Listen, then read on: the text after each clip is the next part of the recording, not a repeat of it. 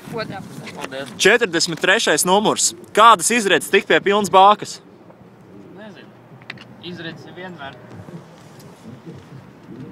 Bookmakeri teica, ka 40 vai 41 automašīna. Jūs esat 43.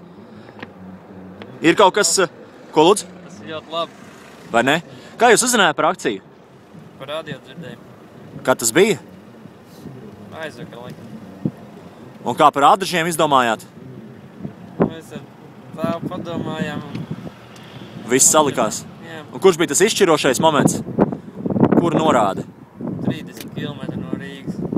Plus tas krustojums, A-burts, valsts nozīmes ceļš. To es nezināju, bet to, ka 30 km no Rīgas. Kad jums pēdējo reizi bija pilna bāka mašīnai?